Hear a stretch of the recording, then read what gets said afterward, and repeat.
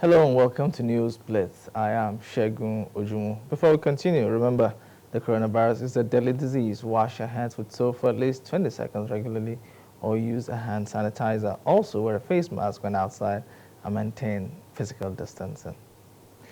We'll begin with news that kidnappers have abducted a family of 8 and 4 others in the Zaria local government area of Kaduna State.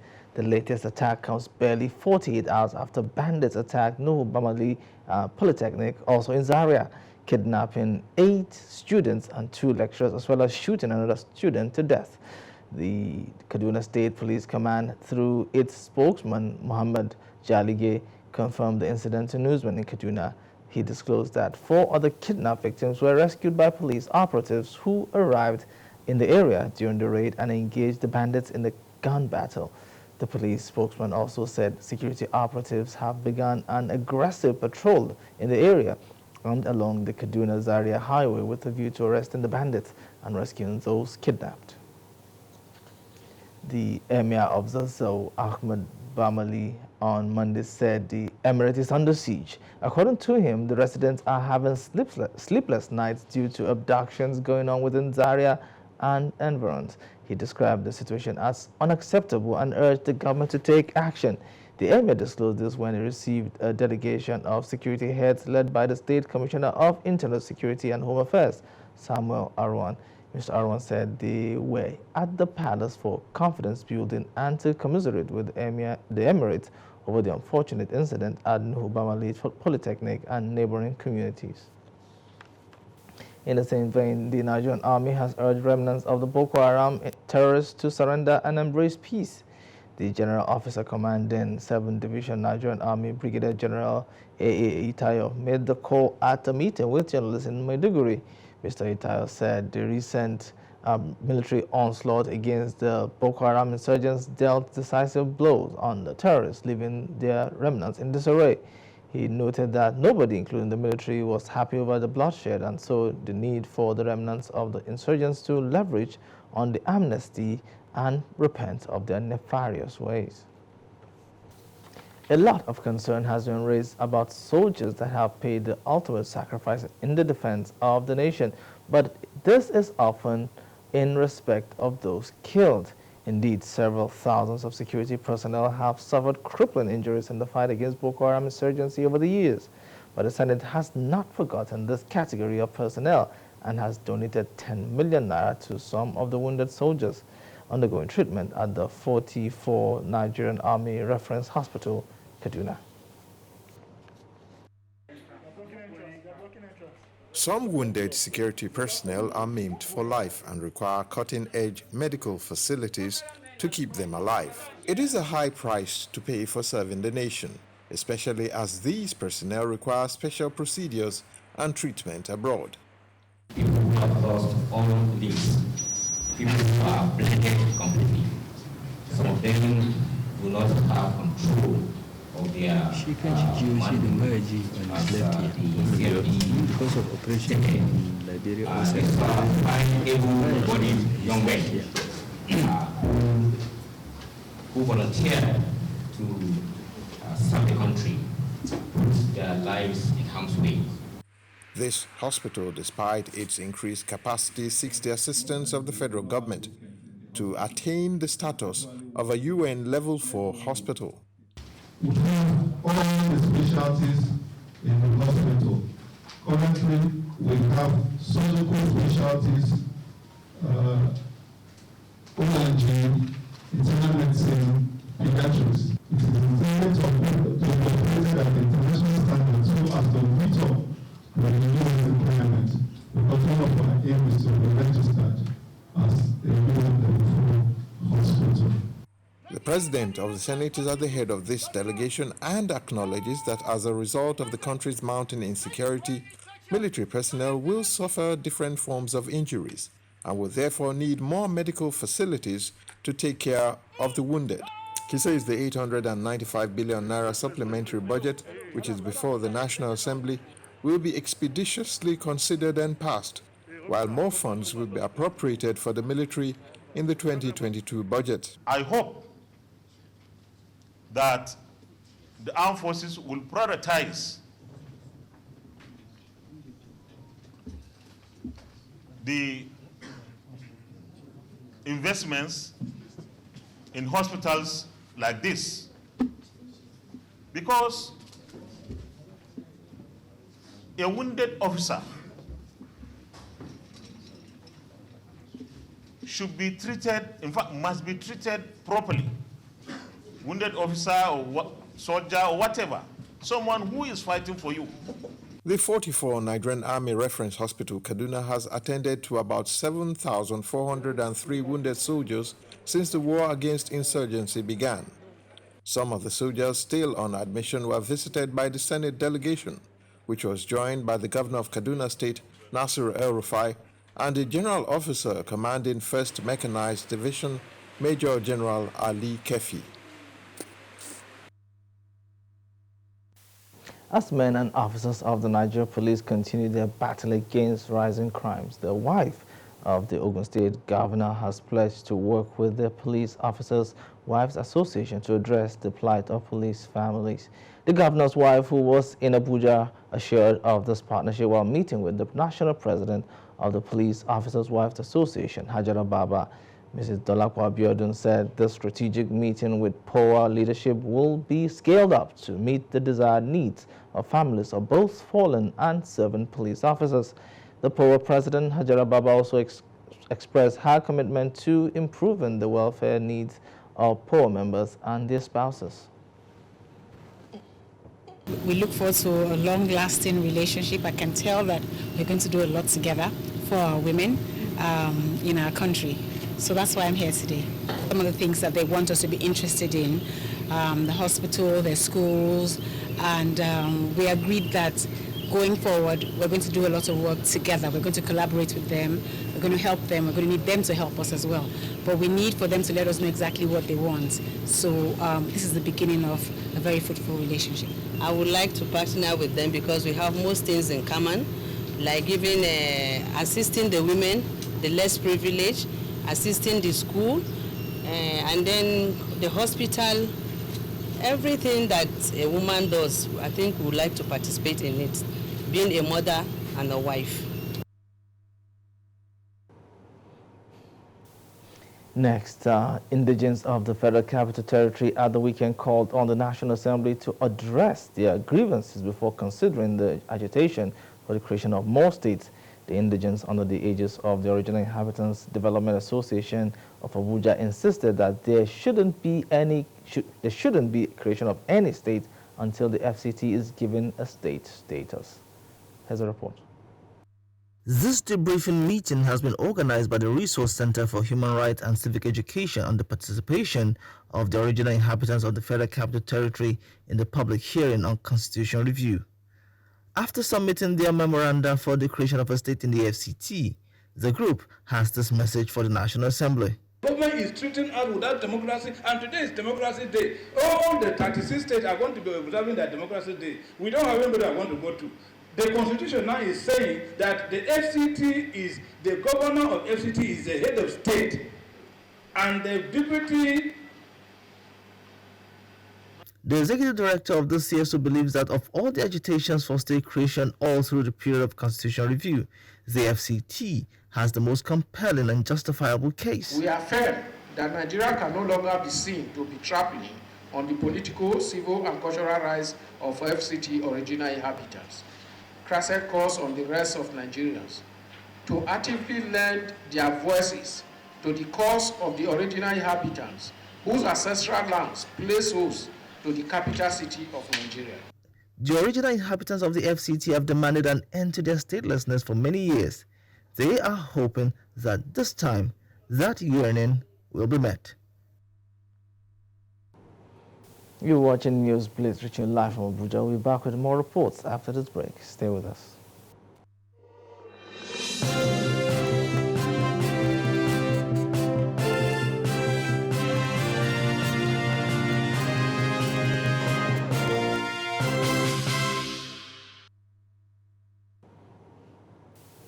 Welcome back. Now, a former member of the House of Representatives, Ned Nwoko, says there is an urgent need to restore the autonomy of the local government the local government tier of government. I beg your pardon.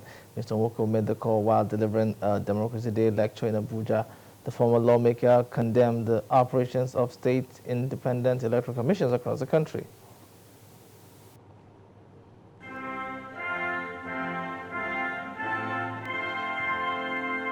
It has been 21 years since Nigeria's return to democracy, but the irony is that persons at the grassroots seem to have been disconnected from government. This is because there has been a decline in the delivery of social services at the local government level due to overwhelming corruption. The lack of transparency and accountability in the nation's local government system has become a significant hindrance to good governance. Former member of the House of Representatives, Ned Nwoko, believes the solution is a well-funded local government autonomy. We need local government autonomy in all ramifications. I know that governors will fight against it because they use local government for the elections, but this is something the president must do for Nigerians. The former lawmaker blames the ill happenings in the country on the economy of the nation. The government has a lot to do to reorganize the economy. A situation where banks are not lending to people is unacceptable. I expect a government to be hard on this. There has to be some kind of policies that will encourage banks to lend at no more than 2%, for instance. Mr. Nwoko says state governors are the biggest problem Nigeria has.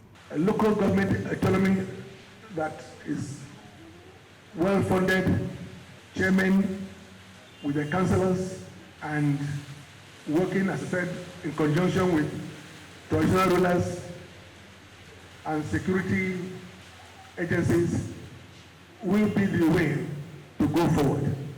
On a daily basis, myriad of challenges the country is confronted with are identified. But beyond the rhetoric, there must be proactive public policies and implementation of such policies. Nigeria's Minister of Communications and Digital Economy, Issa Pantami, has said his ministry will partner with the Silverbird Group in a mutually beneficial way. He said this when the president of the Silverbird Group, Guy Murray Bruce, paid him a courtesy call in his office in Abuja. Here's the story. Mr. Guy Murray Bruce arriving at the Digital Economy Complex to meet with the Minister of Communications and Digital Economy. The president of the Silverbird Group is quick to point out some of the successes of the minister since he assumed office. These include championing the growth of the indigenous telecom sector and the NIN SIM registration process. Under the leadership of the minister, information and communications technology sector was the fastest growing sector in both the fourth quarter of 2020 and the entire year 2020. I'd like to commend you for the great work you're doing in the communication space. Your digital, taking over the digital spectrum in Nigeria. And obviously you're faced with all kinds of challenges. It's a developing country, and you're up to the task anyway. I'm not even going to doubt that. This visit is a part of the Silverbird Group's efforts at partnering with ministries, departments, and agencies. The Ministry of Communications and Digital Economy is perhaps the most crucial ministry on which the success of the current administration hangs. The minister is delighted at this visit and says his ministry is ready to explore areas of mutual benefit to both parties. Thank you very much for creating time with your very strong team to visit us here in the Digital Economy Complex.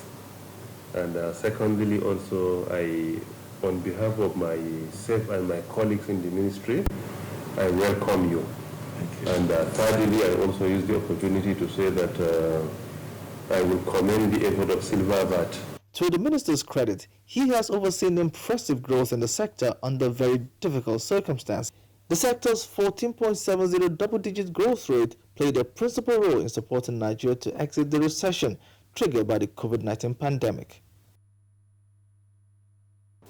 You're still watching Newsblitz. Next will be your news from the foreign scene. Stay with us.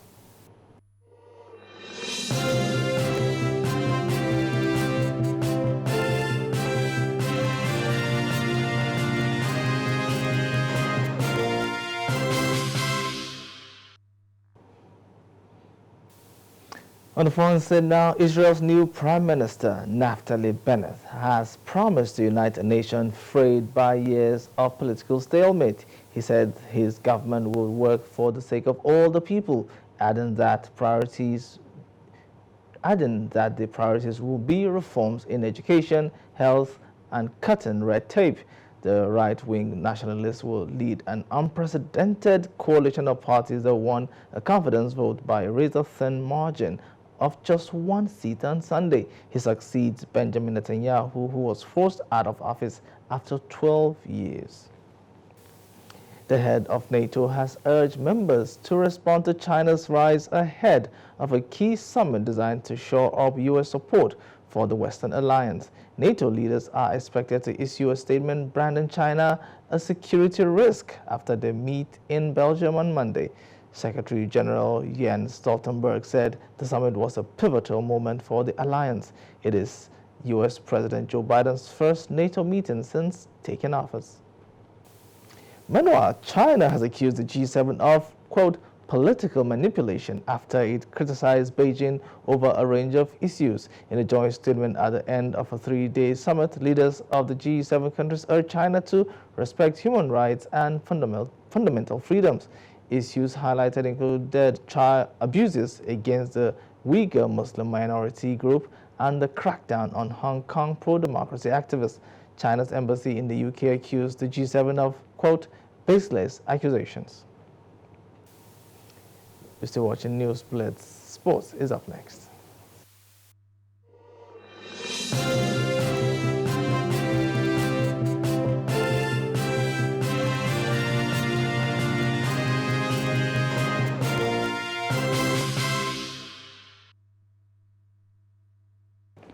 The Minister of Youth and Sports Development, Sunday Dare, has appealed to Kamaru Usman to make use of his contacts and popularity to develop martial arts in the country.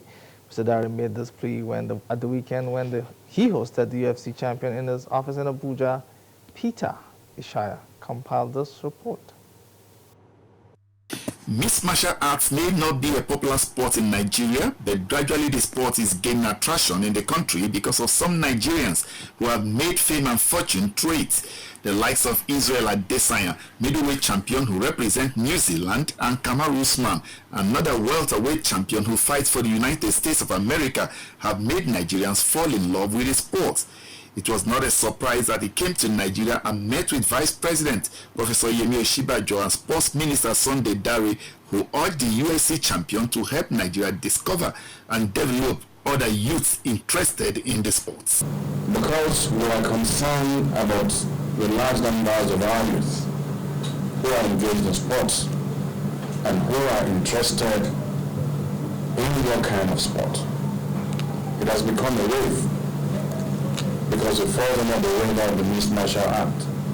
And we're looking at how do we expand this, how do we grow it, how do we get most of our young ones involved in it.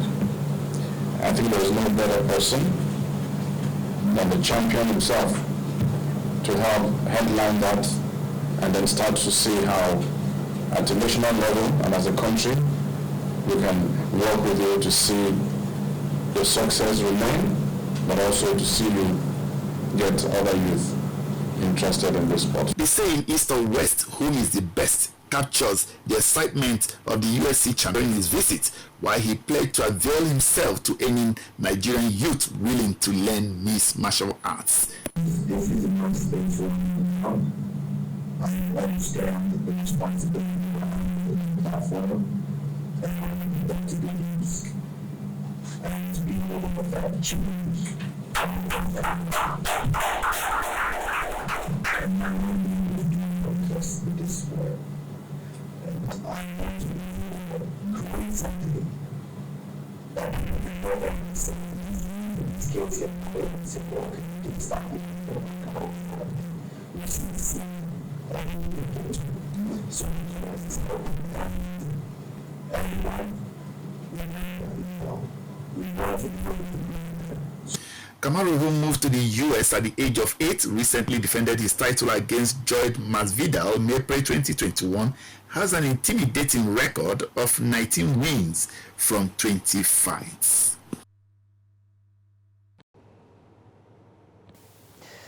some bloody blows there. Now, in a bid to improve the fortunes of another sport, golf in the country, the Nigerian Navy has commissioned an 18-hole golf course in Karshi, Nasarawa State. Chief of the Naval Staff, Vice Admiral Awal Gambo, believes that the newly commissioned facility, which is named after his predecessor, Vice Admiral Ibok Ibas, will improve civil-military relations. Defense correspondent Amaduna Ingia was there and now reports.